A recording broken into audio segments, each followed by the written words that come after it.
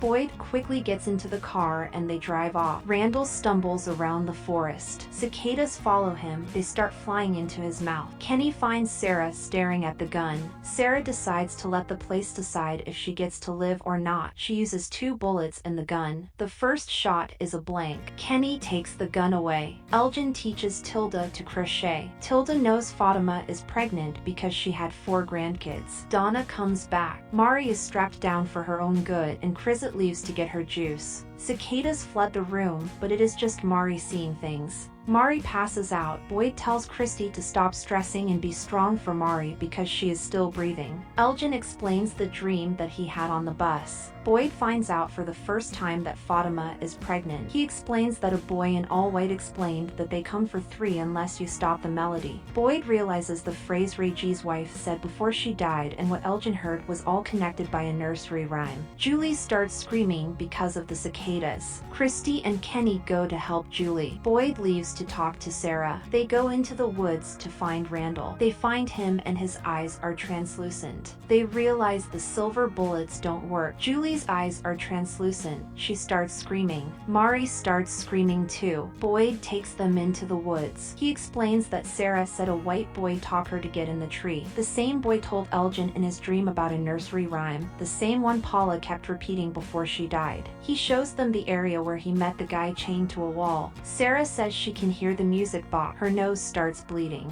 She starts screaming. Sarah says it's laughing at them when Boyd let it touch his arm. She starts talking about Julie and the others are dying. When they die, it's too late. They need to stop the music. Tabitha tells Jim about her dreams about the kids and the watchtower. She thinks getting to the tower will save Julie. Jim explains that Victor's mom never made it back when she tried to save the kids in the tower. Tabitha asks Victor for directions to the tower. He tells her about a bottle tree she has to pass. She says she has to try and save them. Fatima wants to get married because they don't know what the future holds. Jade smashes some glass, and the dead bartender Tom starts talking to him. He believes Tom is made from his stress. He tells Jade to go into the caves to save Julie because it has the symbols. He tells him to save Julie. Matthias locks the guns in the locker. Reggie kills him. He steals a gun. Jade takes a ball of yarn. He goes into the cave. He finds the doll. Boyd goes to church. He tells God or the people watching him they are assholes. He says that Father Cautry prayed in his last moments, but he won't. He wants God to tell them something and help them in a way.